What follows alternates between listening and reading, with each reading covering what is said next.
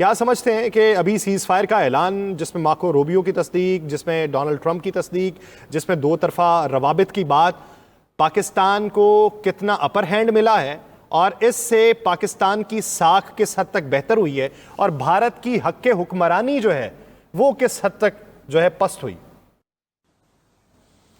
دیکھیے اس میں تو اب کوئی شک ہی نہیں ہے، وہ ضرور اس کے بعد کوئی کہانیاں سنائیں گے اپنے لوگوں کو کہ جی ہم اس کے بعد اگر کوئی حملہ ہوا تو رائٹ رکھتے ہیں، اور رائٹ تو بعد کی بات ہے، اصل میں بات یہ تھی، اور میں فورن منسٹر کہہ رہا ہوں آپ کو، جب تک دو ملک آپس میں بات چیت نہ کریں مسائل حل نہیں کیے جا سکتے۔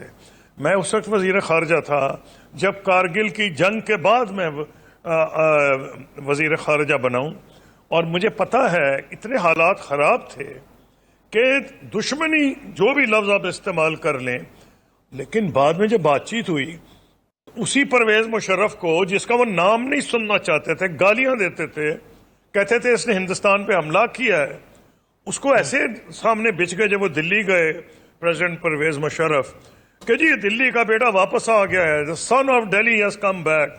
ان کا گھر ڈھونڈ لیا گیا، نہر والی حویلی، ان کی آیا ڈھونڈ لی گئی جس کا کسی کو پتہ ہی نہیں تھا، اس نے کہا اس بچے کو میں نے دیکھ بھال کی تھی، اور سارا ہندوستان کو ان کے سامنے بچ گیا۔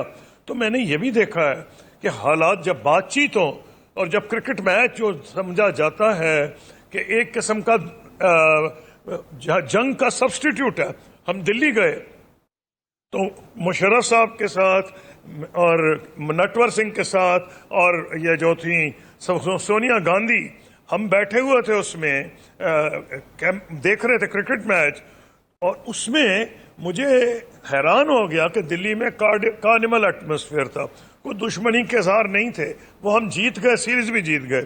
لاہور میں ہمیں میچ ہار گئے، یہ جو لاہور میں ہوا، تو ہندوستانی جو کچھ آئے تھے ڈر کے مارے اپنی گاڑیوں سے نہیں نکل رہے تھے، وہ حیران ہو گئے کہ ہندوستان لاہور کے نوجوان ہندوستان اور پاکستان کے جھنڈے لے کے نکل آئے۔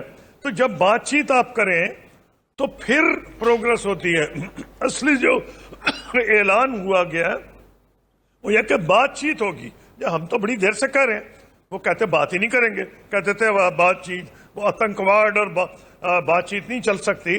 اب آخر نہ آتنکواد کے نعرے لگائے جا رہے ہیں، نہ کو پروف دے رہے ہیں۔ لیکن قصوری صاحب، میرا ایک سوال ہے، بات چیت میں بات تو یہ بھی ہوگی کہ بتائیے یہ انڈس واٹر ٹریٹی کا کیا کرنا ہے، ہم تو نہیں مان سکتے اس کی معطلی پہ، اور اگر وہ اس سے پیچھے ہٹتا ہے تو پھر اس کے لیے کیا آپشن ہو سکتے ہیں عوامی سطح پہ عوام کو رام کرنے کے؟ اچھا، میں کچھ تاریخ میں جانا چاہوں گا۔ ایک تو ہے کمپوزٹ ڈائیلاگ۔ کمپوزٹ ڈائیلاگ کیونکہ شروع تو بہت پہلے ہوا تھا اندر کمار گجرال صاحب کے دور میں، لیکن پروگرس صرف میرے دور میں ہوئی جب میں فورن منسٹر تھا۔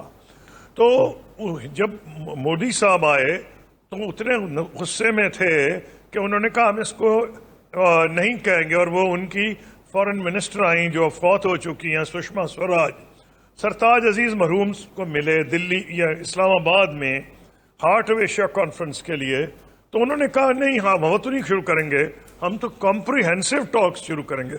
صرف نام بدلا، کمپریہنسو تو اور بھی بہتر ہے کہ جو مسئلہ دونوں کو، اس میں 8 ایشوز تھے جس میں پانی بھی تھا، کشمیر بھی تھا، ٹیررزم بھی تھا۔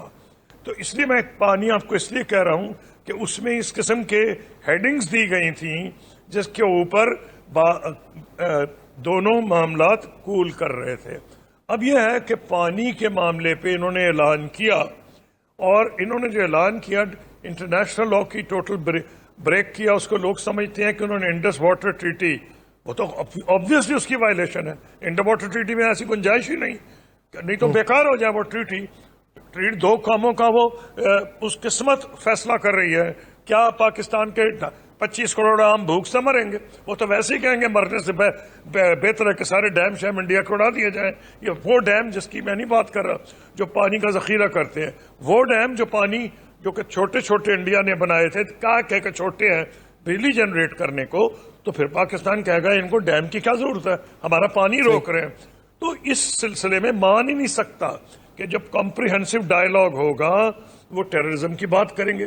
ہم بھی ٹیررزم پہ بڑے خوش ہیں، کریں، انہوں نے بلوچستان میں جو کچھ کیا ہے یا کے پی میں کر رہے ہیں، ہمارے پاس تو پروف ہے، DGISPR نے فلم دکھا دی ہے کہ وہ کلیم کر رہا ہے میجر کہ جی ہمارا پورا نیٹ ورک ہے لاہور سے بلوچستان تک.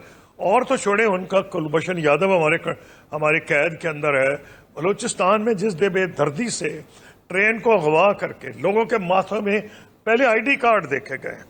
ہندوستان بڑا کمپلین کر رہا ہے کہ جی وہاں مذہب دیکھ کے مارا گیا. میں بالکل خلاف ہوں، لیٹ می میک کلیئر. میں نے اس وقت بھی کنڈیم کیا تھا سویلینز کو مارنا، اور پاکستان کے فارن آفس نے بھی کنڈیم کیا تھا. کیا بھارت کی ایکسٹرنل افیئرز منسٹری کو یہ مناسب نہیں تھا کہ وہ کنڈیم کرتے جب لوگوں کی آئیڈینٹی کارڈ دیکھ کے گولیاں ماری جا رہی ہیں؟ وہ اس لیے نہیں بولے کہ انہیں پتا تھا اس کے پیچھے ہندوستان کا ہاتھ ہے. تو ٹیررزم آئے، کوئی ڈرنے کی بات نہیں. کشمیر تو آئے گا ہی آئے گا، پانی بھی لازمی آئے گا.